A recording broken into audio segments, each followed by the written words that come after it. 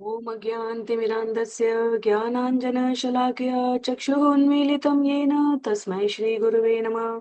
जय श्री कृष्ण चैतन्य प्रभु नित्यानंद श्री अद्वैत गदाधर श्रीवासादि गौर भक्तवृंद। हरे कृष्ण कृष्ण कृष्ण हरे हरे, हरे राम राम राम हरे हरे। हरे कृष्ण कृष्ण कृष्ण हरे हरे, हरे राम राम राम हरे हरे। हरे कृष्णा। सभी भक्तों को सादर प्रणाम। जय श्री राम। हम सभी यहाँ सत्र संख्या 48 श्री वाल्मीकि रामायण बाल कांड अध्याय संख्या 37 आज के सत्र में श्रवण करने जा रहे हैं, जिसका नाम है स्कंद का इतिहास। तो बहुत ही संक्षिप्त पुनरावृत्ति के लिए यदि पिछले सत्र का स्मरण करें, जहां देवताओं को माता उमा का श्राप प्राप्त हुआ, क्योंकि महादेव से विवाह के उपरांत दोनों स्वयं को विलास उल्लास और विहार में निमग्न थे। जहां देवताओं ने विचार किया कि महादेव के तेज और उमा के उग्र तप के सानिध्य में उत्पन्न हुई संतान को इस पृथ्वी पर कौन सहन कर पाएगा, इस ब्रह्मांड में वह किसी भी प्रकार के योग्य नहीं रह पाएगा। देवताओं ने यह विचार करके महादेव से प्रार्थना की कि आप कृपया माता उमा के संग उत्पन्न संतान के इस को निरस्त कर दें। महादेव ने देवताओं के इस आग्रह को स्वीकार कर लिया और माता उमा यह जानकर देवताओं के इस हस्तक्षेप से अत्यंत अप्रसन्न हुए। क्रोध में उन्होंने देवताओं को श्राप दिया कि जिस प्रकार तुमने महादेव को, उसी प्रकार मेरे इस श्राप से तुम लोग भी अपनी पत्नियों से पुत्र उत्पन्न करने के योग्य नहीं रह जाओगे। तो पुत्र उत्पत्ति हेतु मेरे पति के संग संभोग में तुम लोगों के द्वारा विघ्न उत्पन्न किया गया है और माता पृथ्वी ने इसमें साथ दिया है। मैं पृथ्वी को भी श्राप देती हूं कि वह एक रूप में नहीं रह पाएगी, कहीं उबड़ खाबड़ बंजर, कहीं अत्यधिक निम्न और उच्च विभिन्न रूपों वाली हो जाएगी, और साथ ही एक पति वाली नहीं रह जाएगी। अनेकानेक राजे महाराजे उस पर शासन करेंगे। तो देवताओं का जो अनुरोध था, जिसमें महादेव ने यह कहा कि वह शक्तिशाली वीर के शेष तेज को कौन धारण करेगा, उस उत्तर में अग्निदेव को देवताओं ने आगे प्रस्तुत किया था और शेष वीर के लिए उन्होंने देवताओं के अनुरोध को स्वीकार किया था। आज का अध्याय अध्याय संख्या 37 स्कंद का इतिहास हमें उस कथा को आगे क्रम में वाल्मीकि रामायण से श्रवण करने का माध्यम उपलब्ध कराता है। तो आरंभ करेंगे अध्याय संख्या 37 श्लोक संख्या 1 से। एक एक श्लोक का वाचन और अनुवाद श्रवण और पठन करते हुए आगे बढ़ेंगे। तप्यमाने तपो देवे देवा सर्षिगणा पुरा सेनापतिम अभिप्संत पितामह उपगामन। लिखते हैं आचार्य यहाँ पर, जब महादेव शिव तप में रत थे, तब सेनापति की इच्छा लिए देवगण तथा ऋषिगण पितामह ब्रह्मा के समीप गए हैं। ततो अब्रुवन् सुरा सर्वे भगवन्तं पितामहं प्रणिपत्य शुभम वाक्यम सेन्द्रासाग्नि पुरोगमाम। तो यहाँ स्कंद उत्पादकत्व रूपम, स्कंद के उत्पत्ति के कथा को उल्लेख किया गया है, क्योंकि शिव जी देव सेना का पतित्व त्याग कर केवल तप प्रवण हो गए और शिव जी तप में संलग्न है, माता उमा उनके संग। इस क्रम में देवताओं की सेनापति के लिए कोई योग्य उपस्थित नहीं है। लिखते हैं यहाँ, अग्नि को सामने रखकर इंद्र आदि देवताओं ने जगत के पितामह ब्रह्मा को प्रणाम करके इस प्रकार कहा, यो न सेनापति देव दत्तो भगवत्पुरा स न जातो यम भगवन तस्मै ध्वैर्य निबर्हण।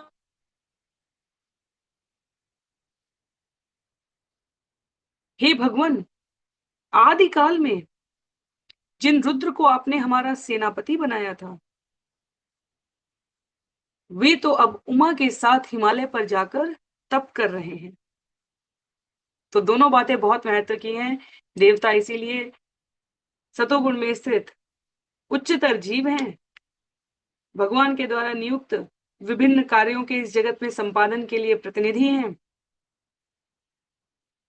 अनेकानेक जब उनके द्वारा किसी कार्य को तन्मयता, तत्परता और योजना नियत के किंचित विपरीत जाकर किया जाता है, तब भगवान को अपने विभिन्न रूपों में हस्तक्षेप करना पड़ता है।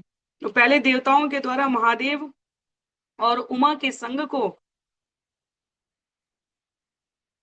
विघ्न डालकर रोका गया, और अब देवता ब्रह्मा जी से जाकर कह रहे हैं कि उमा और महादेव तो तब कर रहे हैं, यत् अत्रांतरम कार्यम लोकानां हितकाम्यया संविधत्स्व विधानज्ञ त्वं ही न परमागति। कृपया आप विचार करके बताएं कि लोक हित के लिए क्या कार्य किया जाए, क्योंकि आप तो विधानज्ञ हैं, विधाता के रूप में आप इस उत्तरदायित्व का वहन कर रहे हैं। आप बताएं कि क्या करें, क्योंकि हमारी परम गति, परम आश्रय तो आप हैं।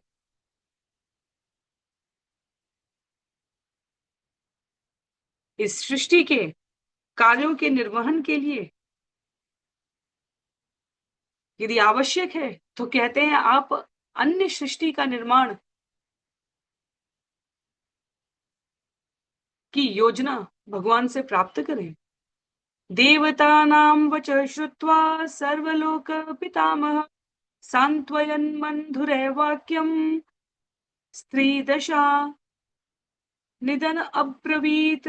देवताओं के वचनों को सुनकर सर्वलोक पितामह मधुर वाक्यों से सांत्वना देकर देवताओं से इस प्रकार ढांढस बताते हुए बोलने लगे। क्योंकि महादेव के उग्र तप से पीछे निवर्तन होना, उन्हें हटाना असंभव है, तो ब्रह्मा जी नहीं चाहते कि देवतागण इस ओर विचार भी करें।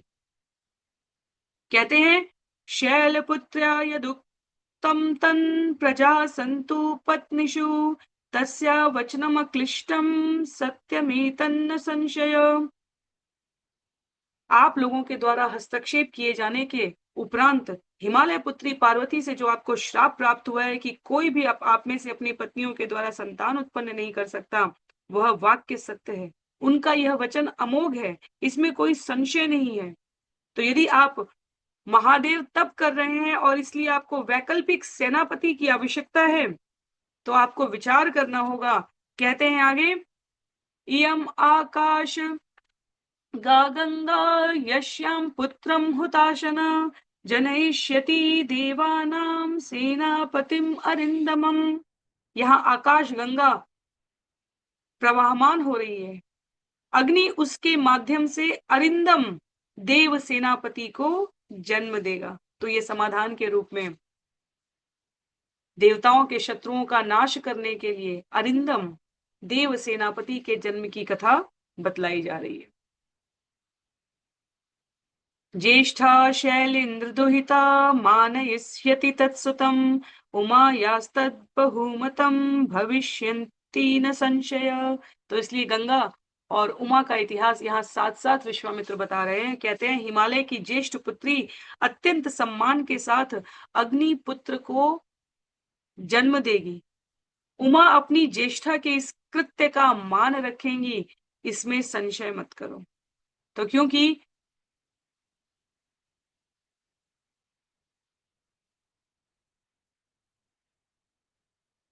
क्षमा कीजिएगा,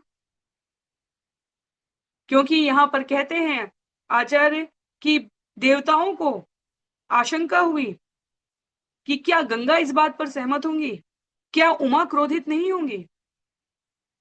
तो अपनी छोटी बहन का पुत्र होने के कारण उसे निज पुत्रवत समझकर हिमालय की ज्येष्ठा पुत्री गंगा निश्चय ही इस कार्य को संपादित करने के लिए प्रस्तुत रहेंगी, और उमा नहीं होंगी।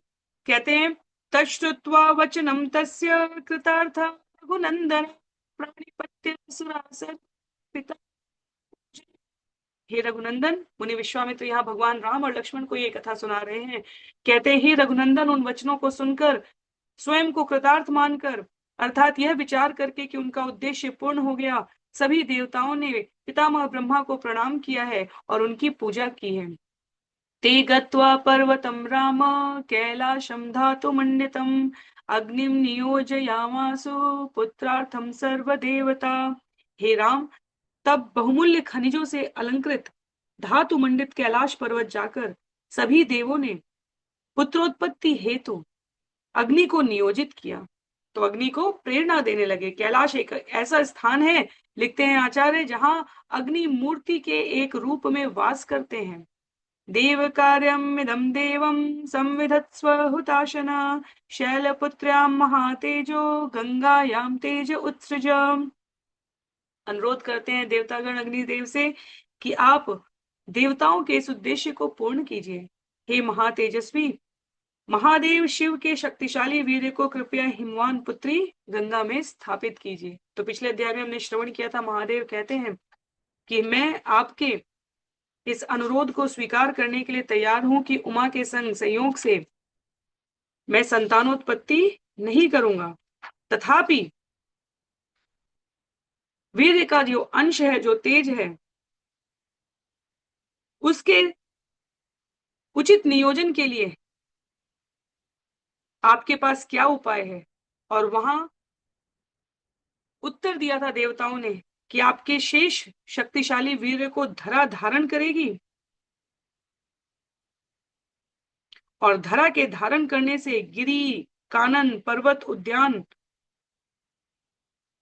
इन सब का संयुक्त रूप से व्याप्त होने के उपरांत अग्नि स्थापित हुई थी, जिससे दिव्य श्वेत पर्वत का निर्माण हुआ था।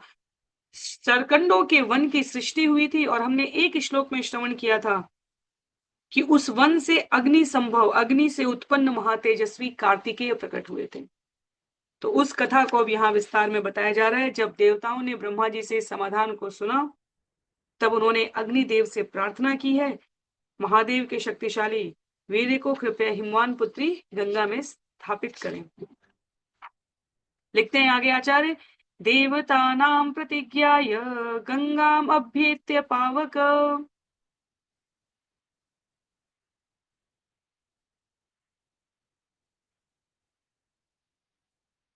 गर्भधारय वै देवी देवतानामिदं प्रिय।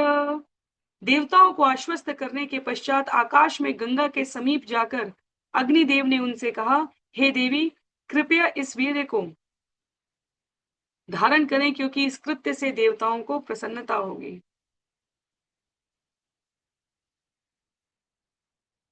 आगे कहते हैं, तस्य तद्वचनं श्रुत्वा दिव्यं रूपम धारयत् दृष्ट्वा तन्महीमानं स समन्तात् अवकीर्यत। उनके वचनों को सुनकर गंगा ने दिव्य रूप धारण किया है। उनकी महिमा को देखकर अग्नि ने महादेव शिव के तेज को उन पर सर्वत्र बिखेर दिया।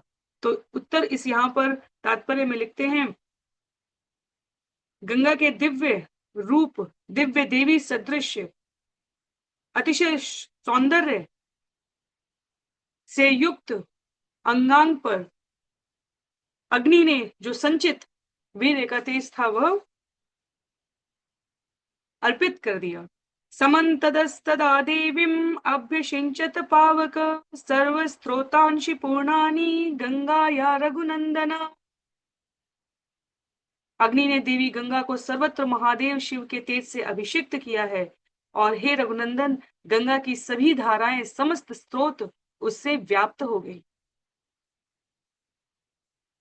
तमुवाच ततो गंगा सर्वदेव पुरोहितम् अशक्ता धारणे देव तव तेज समुद्धतं दह्यमानाग्निनातेन संप्रव्यथित चेतना।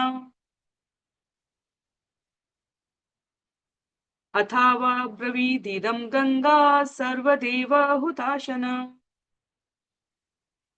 अग्नि द्वारा लाए गए शक्तिशाली वीर्य से तप्त होती हुई व्यथित चित्त के साथ गंगा ने सर्वदेव पुरोहित अग्नि से कहा, हे देव, आपके प्रदत्त इस दिव्य तेज से मेरा शरीर दग्ध हो रहा है और मैं इसे धारण नहीं कर सकती। मैं इसे स्वयं के समीप रखने में अशक्त अनुभव कर रही हूं। तो कहते हैं, इह हेमावते पादे गर्भोऽयं सन्निवेश्यताम श्रुत्वा त्वग्निवचो गंगा तम गर्भम अतिभास्वरम।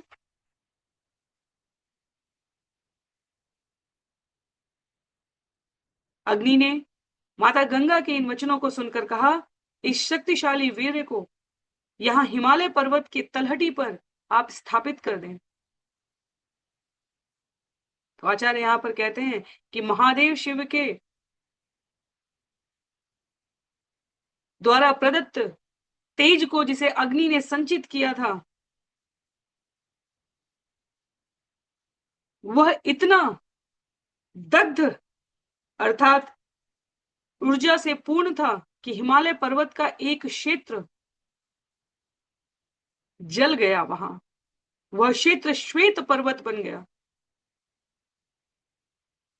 श्रुत्वा त्वग्निवचो गंगा तम गर्भम अतिभास्वरम उत्ससर्ज महातेजा स्रोतोभ्यो हि तदा नघ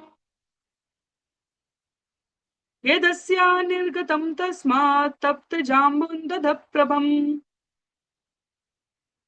मुनि विश्वामित्र बतलाते हैं, हे महातेजस्वी अनघराम, अग्नि के वचनों को सुनकर गंगा ने अपनी धाराओं से अत्यंत प्रभावान गर्भपिंड को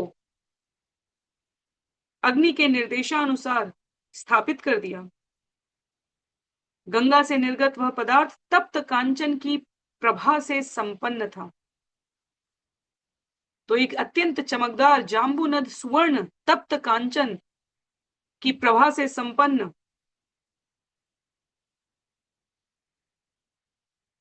उस पदार्थ ने जब पृथ्वी का स्पर्श किया है, तब निर्मल स्वर्ण एवं शुभ रजत उत्पन्न होने लगे। कांचनम धरणिम प्राप्तम हिरण्यम अमलम शुभम ताम्रम कार्ष्णायसं चैव तैक्ष्ण्य देवाभ्यजायत। उस तेज की तीक्ष्णता से ताम्र एवं लौह उत्पन्न हुए हैं। उसकी मलिनता से लिखा है त्रपु, रांगा या टिन तथा शीशा की उत्पत्ति हुई है। जब इन सभी ने पृथ्वी का स्पर्श किया है, तब नाना मूल्यवान धातुओं का, खनिजों का निर्माण हुआ है। तो सोने, चांदी, लोहे, टिन, शीशा, ये सभी गंगा से निर्गत वे पदार्थ शोणित रक्त आदि थे। आगे उल्लेख है, ताम्रकांशायसं चैव तैक्ष्ण्यादेवाभ्यजायत मलं तस्याभवत् तत्र शीशकमेव च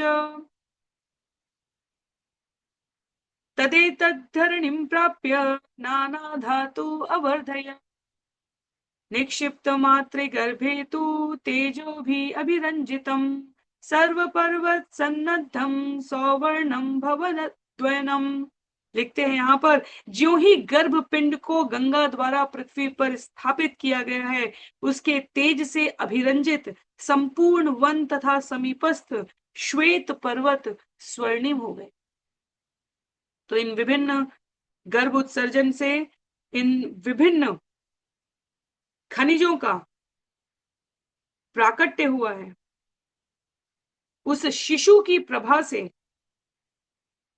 कुछ स्थान स्वर्णमय हो गए और वही शरकंडों का वन शरवणम, जो हमने पिछले अध्याय में श्रवण किया था एक श्लोक के संकेत मात्र में, वो कथा यहाँ विस्तार में बताते हैं।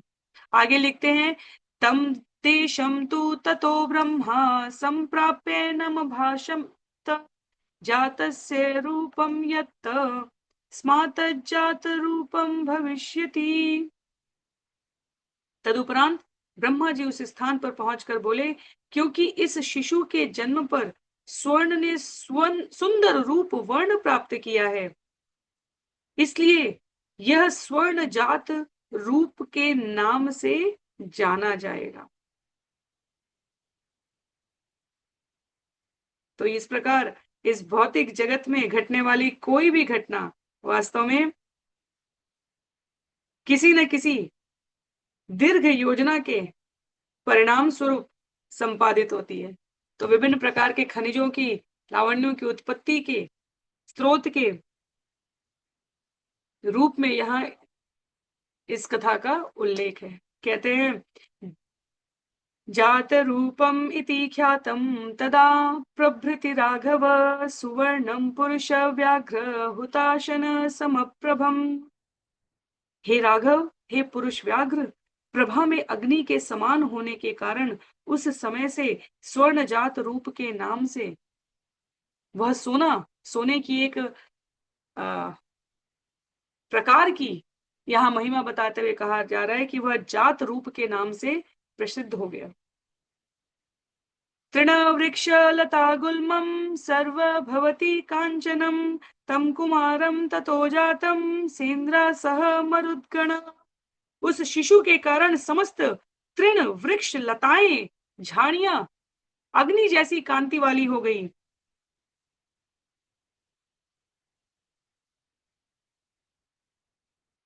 और आगे लिखते हैं, गंगा द्वारा गर्भपिंड स्थापित किए जाने तथा बालक शिशु के जन्म के पश्चात देवगण मरुत तथा इंद्र ने उसके विकास के लिए दुग्ध पान हेतु कृतिकाओं की व्यवस्था की है। तो यह कृतिकाओं का क्या उल्लेख है? क्षीर संभावनार्थाय कृतिका समयोजयन ताम क्षीर जात मात्रस्य कृत्वा समयम उत्तमम। कृतिकाओं ने दृढ़ निश्चय के साथ निर्णय लिया कि यह नवजात बालक हम सभी का पुत्र होगा। और इस प्रकार देवगण मरुत और इंद्र ने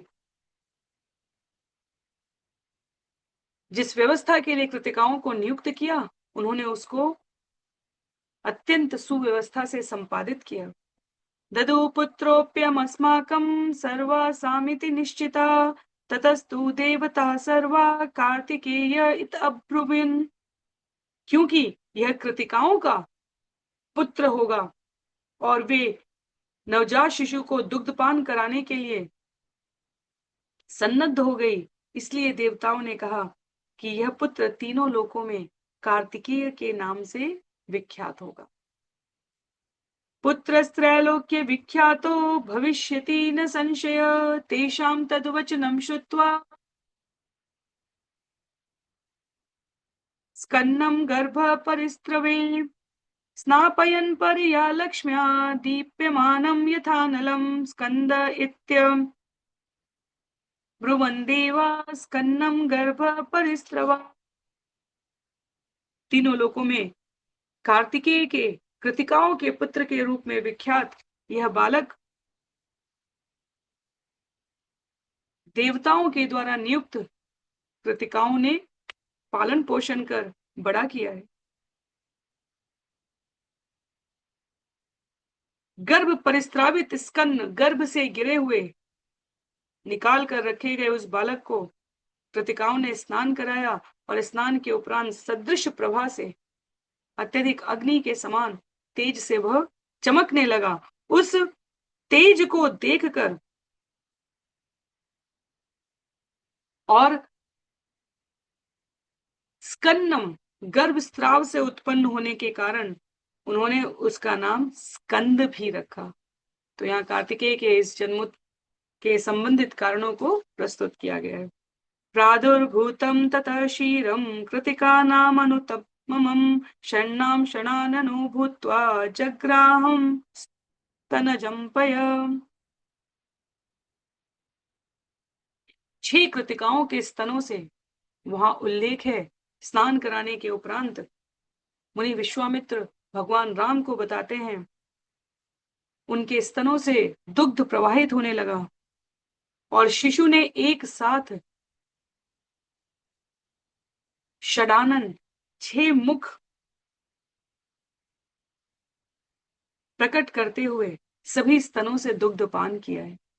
तो 6 कृतिकाओं द्वारा स्नान कराने के उपरांत दुग्ध पान करने के इस क्रम के कारण देवतागण स्कंद के इस दैदीप्यमान सामर्थ्य विभू से आनंदित हो गए। उल्लेख है आगे, गृहीत्वा शिरम एकान्हा सुकुमार वपुस्तदा अजयत स्वेन वीर्येण दैत्य सैन्य गणान विभू। उन कृतिकाओं के 6 कृतिकाओं के दुग्ध ग्रहण करने के उपरांत जन्म के 1 दिन के भीतर ही वह कुमार बन गया। उस सामर्थ्यशाली ने अपनी वीरता से देवताओं की और दृष्टि रखने वाले दैत्यों की सेना पर विजय प्राप्त कर ली। सुरसेना गणपतिम ततस्तम तुमुलद्युतिम अभ्यर्षिंचन सुरगणा समेत्याग्नि पुरोगमा। अग्नि के नेतृत्व में सभी देवताओं ने सुर सेना गणपति, देवताओं के सेनापति अतुल द्युतिमान बालक स्कंद का अभिषेक किया है।